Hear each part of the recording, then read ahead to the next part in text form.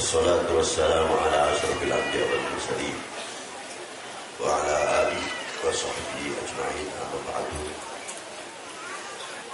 Siang hari ini kita kedatangan tamu guru besar di Masjidil Haram.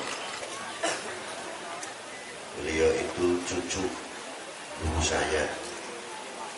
Saya mengambil ilmu hadis Bukhari Muslim daripada Al-Habib Ahmad Masyhur Al-Haddad, cucu daripada Sohibul Ratib yang mengarang kitab Da'watul Tammah, yang mengarang Nasaih Diniyah, yang mempunyai Ratibul Haddad Al-Habib Abdullah bin Ali Al-Haddad.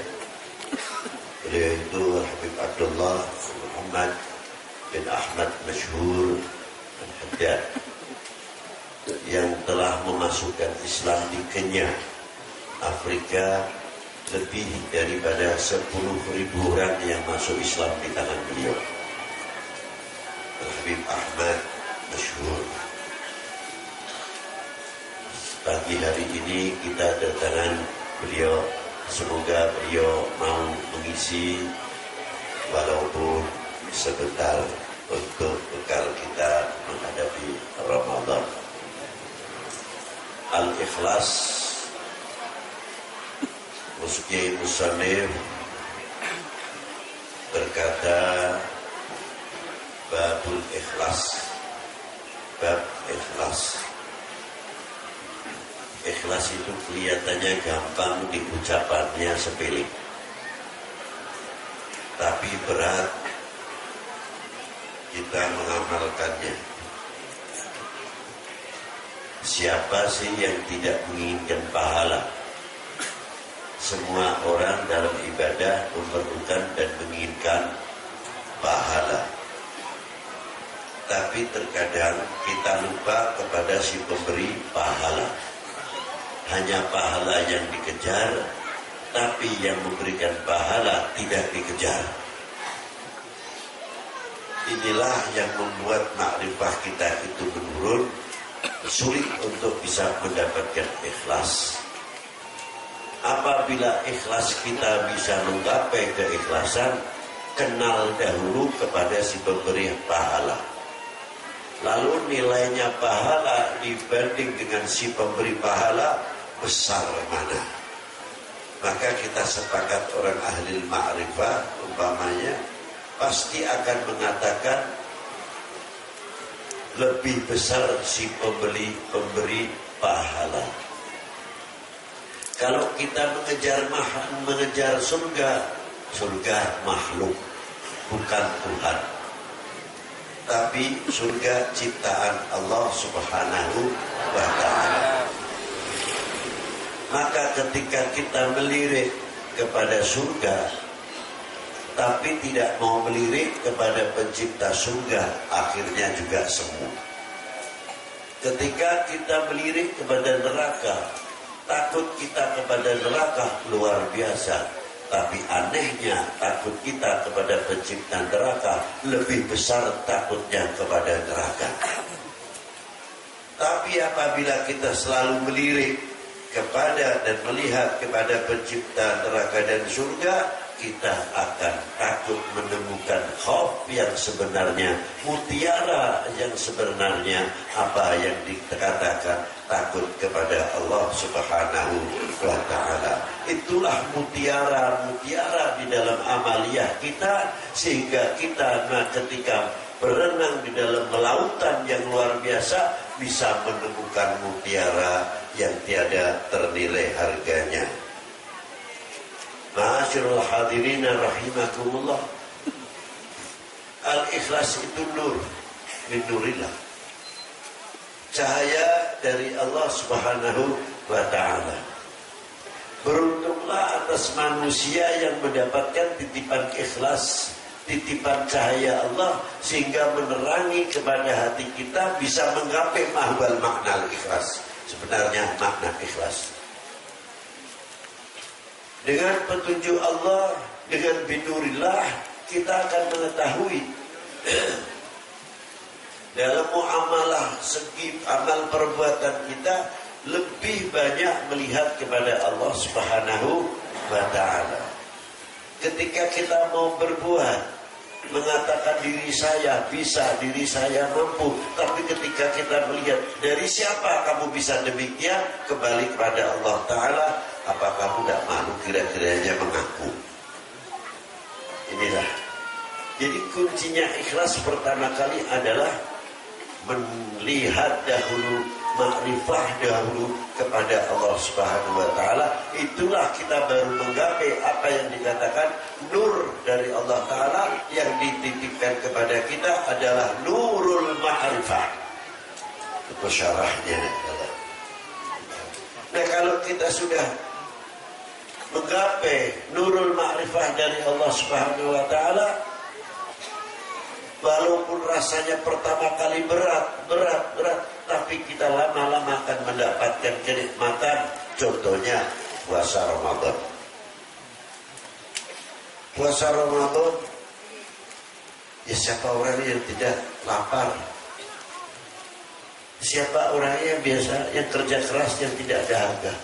Saya tidak akan menyepelekan orang yang berpuasa kok tidak dahaga atau tidak lapar. Memaklumi atas ketidakkuatan atau kita paksakan harus. Pertama kali kita merasakan berat. Tapi ajibnya Allah Ta'ala memberikan satu kenikmatan ketika mendekati kurang 5 menit. Nikmat yang luar biasa mau buka ini seolah-olah kalau bisa diajukan sedikit. Jangan buru-buru balik. Itu yang mampu menikmati. Jadi kalau mau maghrib kondisi istilah mana? Asyik betul. Jalan-jalan pun kelihatan padahal dari siang dahaganya setengah mati. Paling luar biasa. Ini begitu mendekati maghrib. Kalau tingkat TK lain lagi saya. Kalau tingkat TK saya mungkin bapak-bapak lain, ibu-ibu lain. Kalau saya lain lagi bahasanya bolak-balik lihatnya jam. Yang biasanya jarang melihat jam, aktif melihat jam. Itu kelihatannya panjang betul. Terkadang kita tertipu oleh nafsunya sendiri. Membaca Quran pun bukan karena Allah, kelihatannya karena Allah menghibur nafsunya. Karena apa? Kita ini kalau bisa baca Quran 1 juz setengah jam, umpamanya yang pelan. Berarti kalau 2 juz 1 jam. Kan kita tidak kerasa bismillahirrahmanirrahim. Wah asik bener. Tapi matanya begini kejam lagi. Lagi-lagi kejam lagi. Jadi nafsunya dihibur oleh qiraatil Quran. Ada lagi kalau udah sholawat, ada tasbih, ada apa. Ya Allah kelihatannya luar biasa. Asyhadu an la ilaha illallah astaghfirullah. Nas'alukal jannata wa na'udzubika minan nar. Wah, luar biasa. Dari asyiknya di Ramadan, awal tarawih itu terkadang terjadi yang lucu-lucu. Ya, karena biasa bilali setahun sekali. Bilalan itu kan dilakukan tidak setiap malam kan, dilakukan setiap malam. Dari asyiknya ini bukan cerita, pernah seliru. Waktunya Al-Khalifatul Awal Amirul Mukminin Sayyidina Abu Bakr ibn al-Khattab. Wah, itu rusak ya. Di sebelahnya tahu Abu Bakr ini Siddiq langsung itu. Jadi orang dari asyiknya dalam menyambut bulan Ramadan, dari gembiranya terkadang mendatangkan kita tertawa atau lupa sebab karena lupa. Makanya Rasulullah bersabda tepat sekali, farhatan inda shaim. 2 keistimewaan, 2 kebahagiaan. Yang pertama indah berbuka, yang kedua nanti pada mahsyar, di dalam mahsyar, terutama di dalam jannah. Ini keistimewaan orang-orang yang bisa menikmati. Namun kalau tidak kita melangkah 1, 2, 3, mana mungkin kita bisa menikmati nikmatul Ramadan. Maka dari itu Ramadan itu bagian yang pertama adalah menghindarkan kita supaya kita tidak tertipu oleh nafsunya. Kalau sudah tidak tertipu nafsunya, untuk meraih makomatil ikhlas, bangga atas kita mendapat kehormatan dari Allah seperti sholat 5 waktu. Kita ikhlas, bangga bisa diperintah oleh Allah Ta'ala, bisa berzakat, bangga diperintah oleh Allah untuk menjalankan shaum Ramadan, bagian satu kehormatan dari Allah Subhanahu Wa Ta'ala. Tidak lepas dari itu kita mendapat kehormatan dari Allah, dipanggil selalu oleh Allah apa? Ya ayyuhalladzina amanu, yang menciptakan kita, yang berzikir kita, malah kita dihormati oleh Allah Ta'ala, dipanggil selalu ya ayyuhalladzina sallu alaihi wasallimu taslima. Kaitannya nanti ada lagi yang selain itu, tapi dipanggil dahulu, panggilan kehormatan dari siapa? Yang menciptakan. Kalau kita selalu bisa menikmati panggilan Allah ya ayyuhalladzina amanu, mestinya kita malu. Nah, kalau malu solusinya apa? Bertoat kepada Allah Subhanahu Wa Ta'ala, karena kita merasa malu kepada Sang Pencipta. Maka dari itu saya atas nama pribadi dan pengurus Kanzus Sholawat, karena sebentar lagi mendekati bulan, masuk bulan Ramadan, semoga kita semuanya diberi panjang umur Allah Ta'ala, bisa menjumpai bulan Ramadan, bisa menjalankan perintahnya Allah dalam puasa Ramadan, diberi oleh Allah Ta'ala sehat walafiat, dan diberi rezeki, kemudahan-kemudahan rezeki untuk bekal ibadah.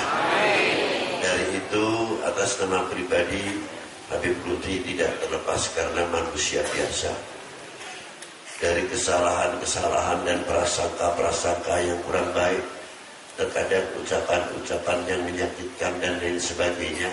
Saya atas nama pribadi pertama mohon maaf sebesar-besarnya, karena kami akan menjalankan puasa Ramadan. Yang kedua, kru ataupun pengurus Kanzus Sholawat juga kami memohonkan maaf sebesar-besarnya apabila ada kekurangan-kekurangan. Insya Allah bulan puasa tidak ada perayanya untuk kliwonan, cuma waktunya kita ganti malam. Tapi yang jauh-jauh sementara bukan kami melarang, kalau bisa silahkan, tapi kalau tidak ada waktu jangan memaksakan, karena musola-musola panjenengan, masjid-masjid panjenengan memerlukan panjenengan semuanya untuk mensiarkan musolanya, untuk mensiarkan tadarusul Quran, untuk mensiarkan jamaah di dalam masjid kita masing-masing. Maka dari itu kita kliwonan, habis tarwih baru kita mulai kliwonan untuk istiqomah supaya tidak peraih kliwonannya. Kenapa Habib Ramadan kok tidak peraih? Sebab saya melihat tanggalan setan tidak ada tanggalan merahnya. Jadi setan itu tidak pernah peraih, berarti tidak mempunyai tanggalan merah. Nah, maka kita juga tidak ada peraihnya. Selagi dia tidak ada tanggalan merah, ayo terus kita tetap membentengi iman kita dalam ibadah kita, supaya kita tidak terjebak, tertipu oleh syaitan atau nafsu kita. Demikianlah yang bisa saya sampaikan. Semoga Allah Ta'ala berikan manfaat.